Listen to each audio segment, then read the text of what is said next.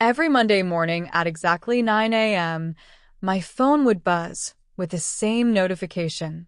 Transfer complete. $700. Sent to my parents.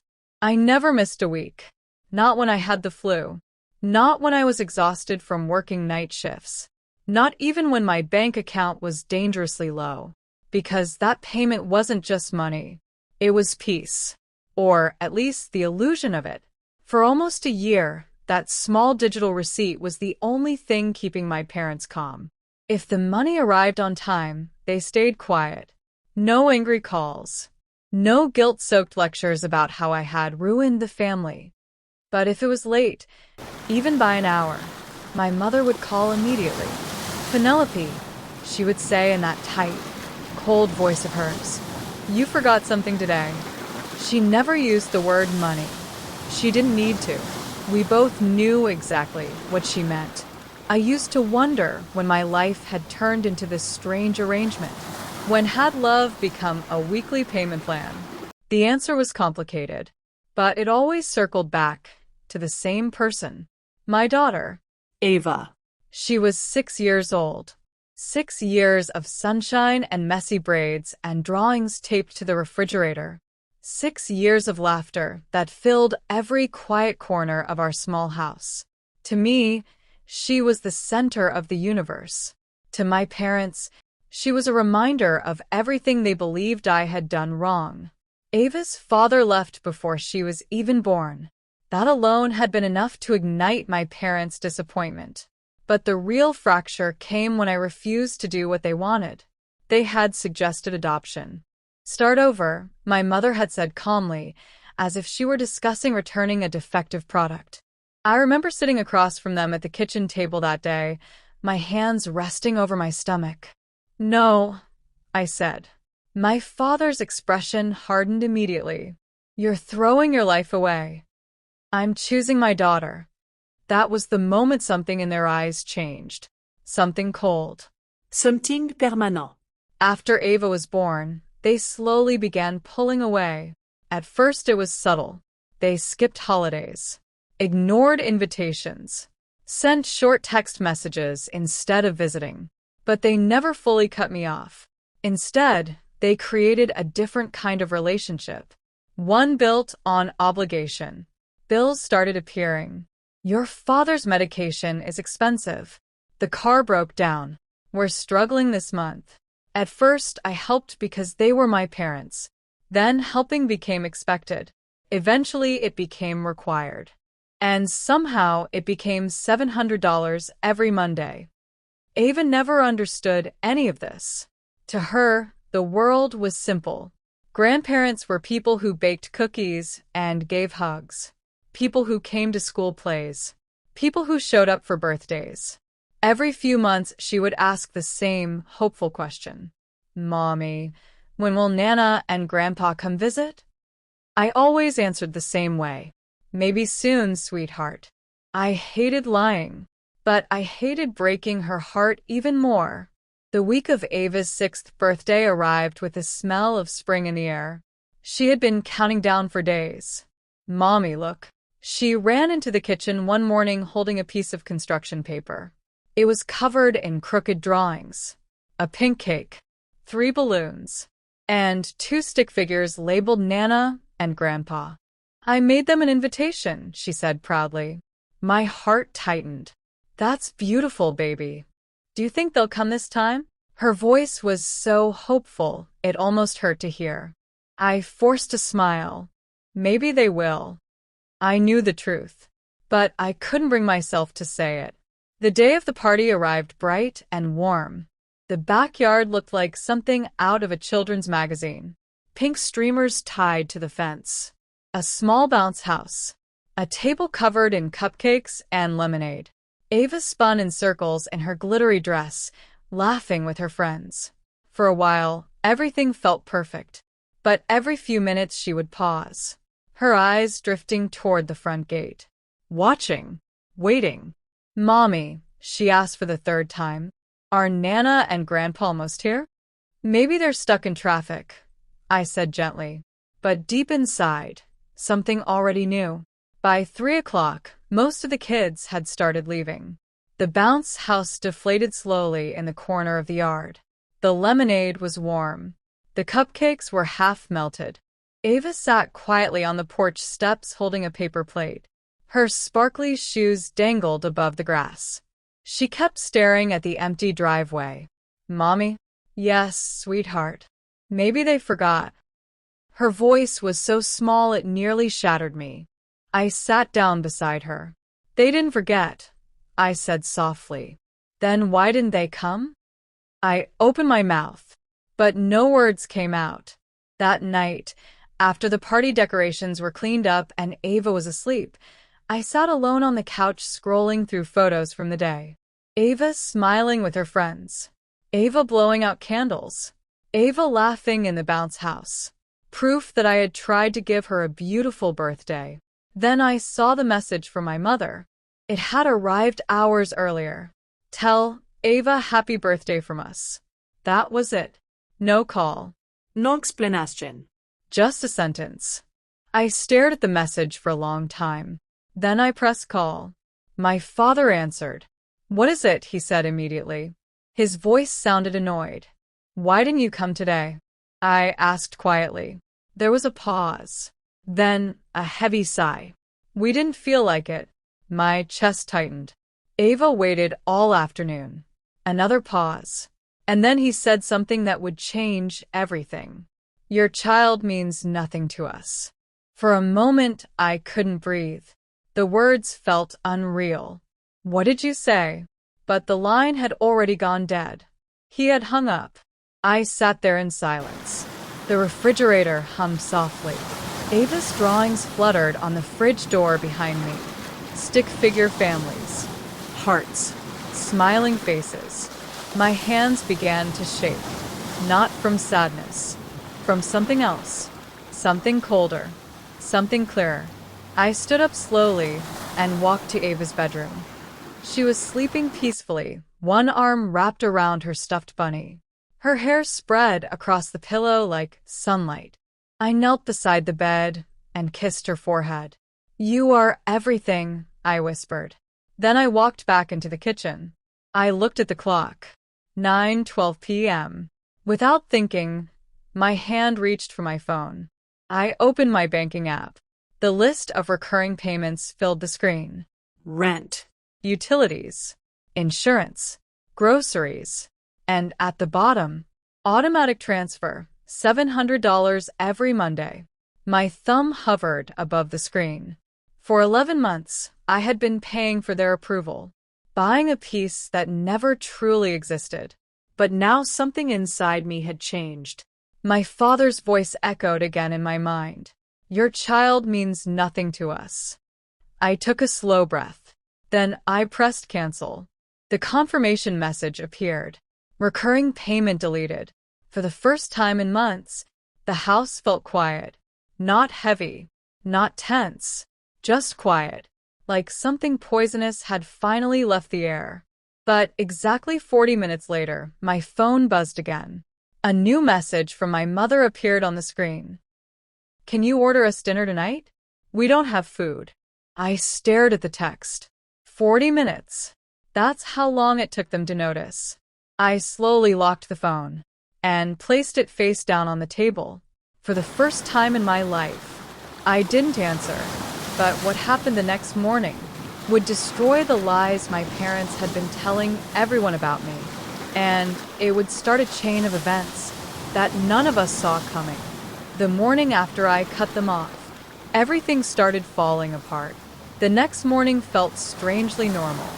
Sunlight slipped through the kitchen window, stretching across the table like nothing in the world had changed. But everything had. I hadn't slept much that night. Every time I closed my eyes, I heard my father's voice again. Your child means nothing to us. Those words echoed through my mind like a crack in glass. Still, life doesn't pause for heartbreak. Ava padded into the kitchen in her dinosaur pajamas, rubbing her sleepy eyes. Morning, Mommy. Her voice was soft and warm. I forced a smile. Morning, baby. She climbed onto the chair and reached for the cereal box. Do you think Nana will call today? She asked casually. The question hit me like a stone. For a moment, I didn't answer. Then I poured milk into her bowl and said gently, Maybe not, sweetheart. She shrugged the way children do when they don't fully understand disappointment. That's okay, she said cheerfully. Maybe next year. Her resilience broke my heart more than tears ever could. After dropping Ava at school, I returned home to the quiet house. The silence felt different now. For months, my life had been a constant cycle of anxiety. What bill would they ask me to pay next? What emergency would appear? What guilt-filled message would arrive? But this morning, there was nothing. No messages. No demands. Just peace. Or, at least the beginning of it. I was halfway through my coffee when the phone rang. Unknown number. For a moment, I considered ignoring it, but something told me to answer. Hello? Ms. Hayes? Yes. This is Richard. His voice sounded hesitant. I'm the landlord for your parents' apartment. My stomach tightened instantly. Yes. I just wanted to check something. The rent payment didn't come through this morning. Of course it didn't, because for the first time in 11 months, I hadn't paid it. I stared at the sunlight on the table.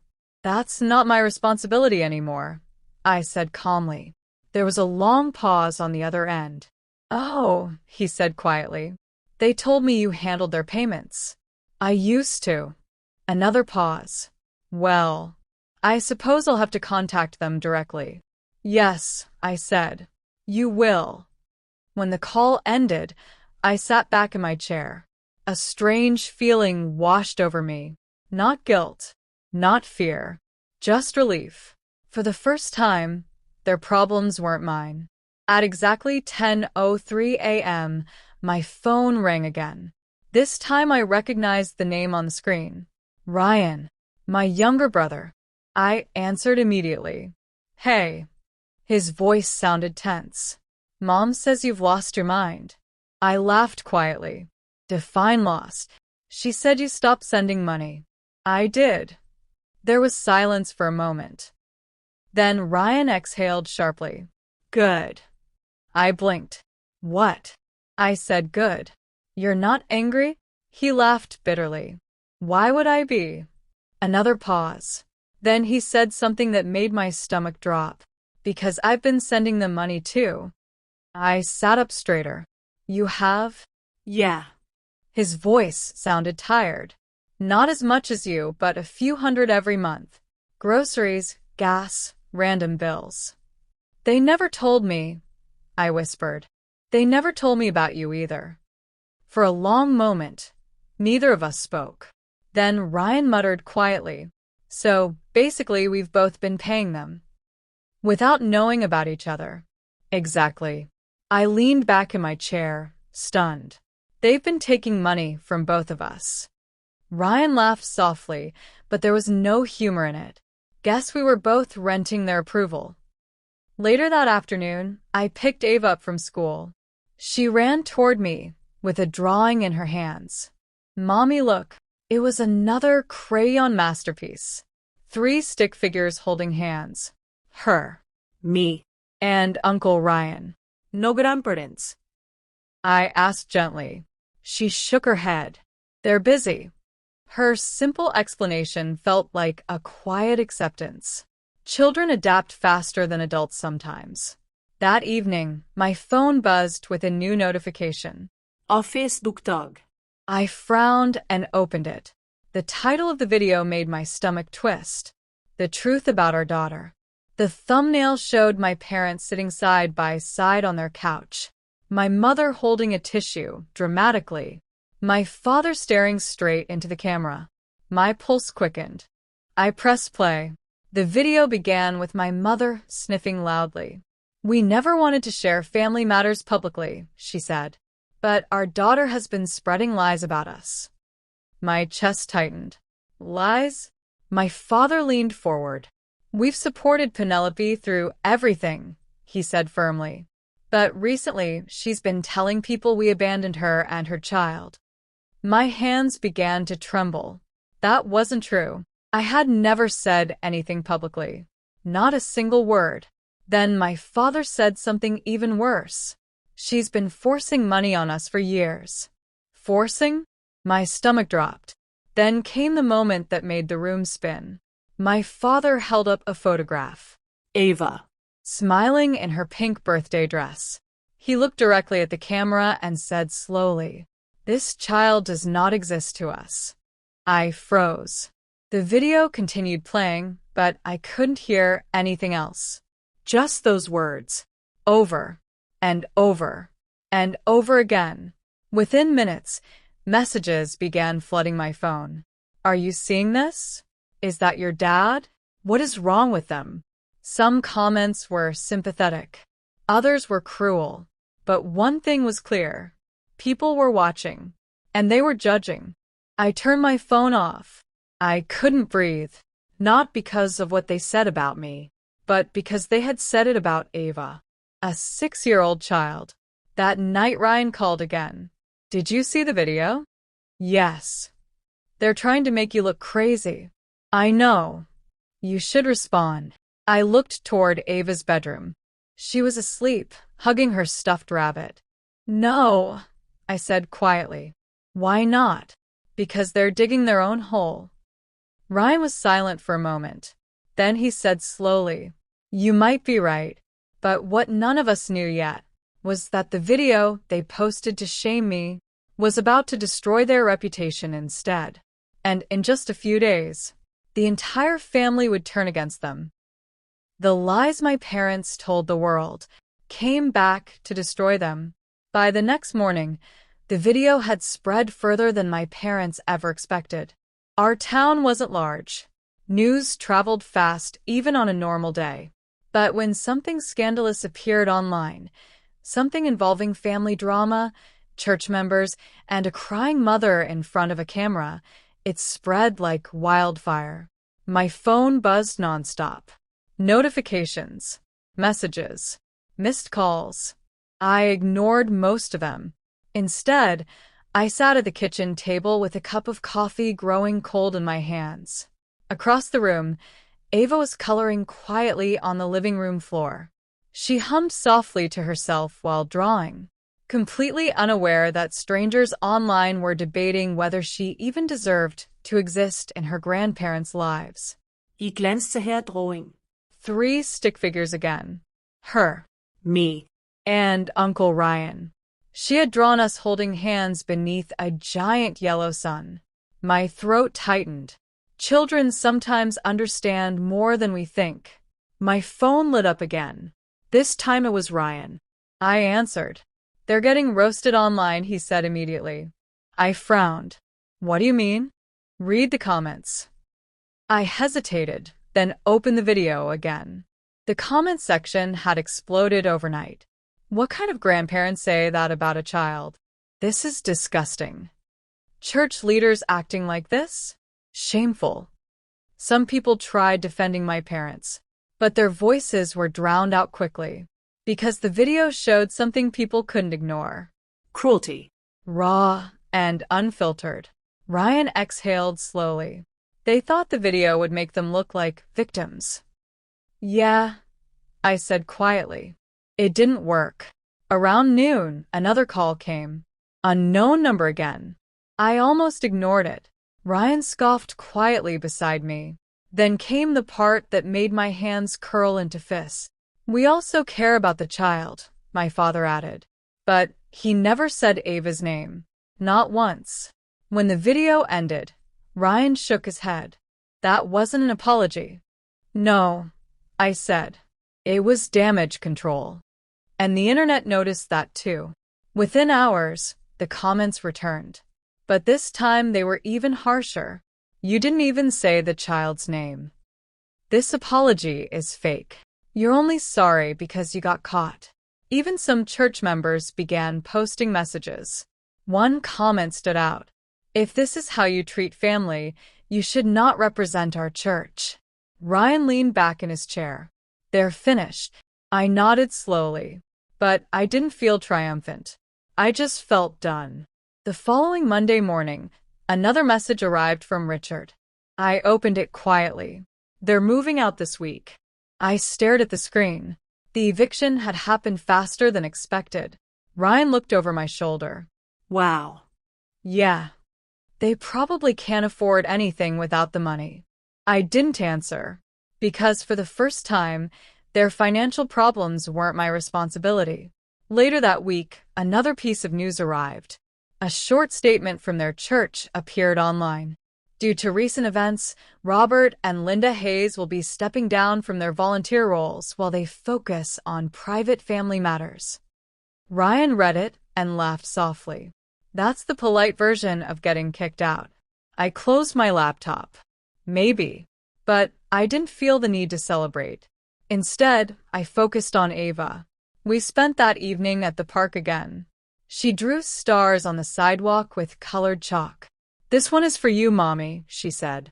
She drew a bright blue star beside a pink one. And this one is for Uncle Ryan. Then she paused. What about Nana and Grandpa? The question made my chest tighten. But this time, I didn't hesitate. No, sweetheart, I said gently. They won't be coming anymore. She looked thoughtful for a moment. Then she nodded. That's okay. Yeah, she said. I like our family better. That night, after Ava fell asleep, I stood by her bedroom door watching her breathe. The soft glow of her night light filled the room. For the first time in years, our home felt peaceful, not tense, not fragile, just safe. Ryan's voice echoed in my mind from earlier that day. They're finished. But the truth was simpler than that. My parents hadn't been destroyed by revenge. They had destroyed themselves. All I did was stop protecting them. But there was still one final moment that would bring the entire story full circle. A moment that would show me something I hadn't understood before. Because sometimes revenge isn't loud. Sometimes it's quiet. And sometimes it looks exactly like peace. The day my parents finally realized what they lost. A week passed after the church statement. Then another. Life slowly returned to something that felt almost normal. The constant messages stopped. The internet drama faded as people moved on to the next viral story. For the first time in months, the silence around our house felt peaceful instead of heavy. It was early evening when everything came full circle. I had just finished helping Ava with her homework. She sat cross-legged on the living room floor, carefully writing letters in a small notebook. M, she said proudly. Mom. I smiled. Perfect. She looked up at me suddenly. Mommy? Yes. Are we still a family? The question surprised me. Of course we are. She tilted her head. But Nana and Grandpa aren't here. I walked over and sat beside her. Families come in different shapes, I said gently. Ours is just smaller. She thought about that for a moment. Then she smiled. I like it. And just like that, the heaviness in my chest lifted again. That night, after Ava fell asleep, I sat at the kitchen table scrolling through emails. The house was quiet except for the ticking of the clock on the wall.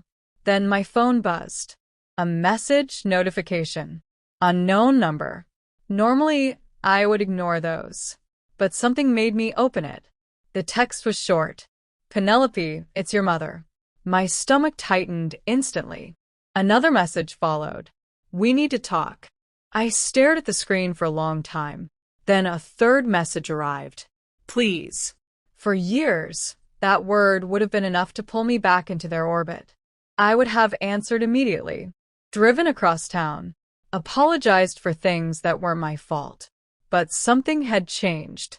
I set the phone down on the table, and for a few minutes I simply breathed. Eventually I picked it up again, not to reply, just to read the next message. We made mistakes. Another pause. Then the final one. Your father is sick. I closed my eyes. Of course. For a moment, the old guilt stirred again. The familiar voice whispering in the back of my mind. They're your parents. But then another memory rose louder. A small girl sitting on porch steps holding a cupcake, waiting for grandparents who never came. And a man's voice on the phone. Your child means nothing to us. The guilt disappeared instantly. The next morning, Ryan stopped by again. Ava ran to greet him at the door, like usual. Uncle Ryan. He laughed and lifted her into the air. Hey, kiddo. After she ran off to play with her toys, Ryan looked at me. You okay? I nodded slowly. They texted me. His eyebrows rose. What did they want? To talk. And I shrugged. I didn't answer. Ryan studied my face carefully. You sure about that? Yes. For the first time, I really meant it. Later that afternoon, Ava and I went to the park again. It had become our routine. She brought a small box of chalk and immediately started drawing on the sidewalk. Stars. Hearts. Stick figures. The same little universe she always created. Mommy, she said suddenly. Look. She pointed to a drawing. 3 stick figures holding hands. Me. Her. Ryan. Above them she had drawn 3 big stars. I knelt beside her. What are the stars for? She grinned. They're wishes. What kind of wishes? She tapped the first star. This one is for you. The second. This one is for me. Then the third. This one is for Uncle Ryan. I noticed something. There was no space left for anyone else. And, for the first time, that didn't make me sad. That evening, when we returned home, another message waited on my phone. From the same unknown number. We're moving away. I stared at the words. Another message appeared. Your father wanted you to know. For a moment, I imagined them packing boxes in that old apartment. Losing the church. Losing the respect they once had. Losing the illusion they had built for years. But the strangest thing was, I didn't feel angry. I didn't feel triumphant. I just felt finished. I never replied. Not because I wanted revenge, but because there was nothing left to say. Some bridges collapse quietly, and trying to rebuild them only creates more damage. A few days later, a letter arrived in the mailbox. The envelope had my father's handwriting on it. I hesitated before opening it. Inside was a short note. Penelope, we should have treated you better. And we should have loved your daughter. We understand now that we lost more than we realized. Your father. I read the letter twice. Then I folded it carefully and placed it in a drawer. Not because I planned to answer, but because it felt like the final page of a chapter that had already ended. That night, as I tucked Ava into bed, she yawned sleepily. Mommy? Yes, sweetheart. Are we happy now? The question made me smile. Yes. She hugged her stuffed bunny tighter. Good, she whispered. Because I like our family. I kissed her forehead. So, do I.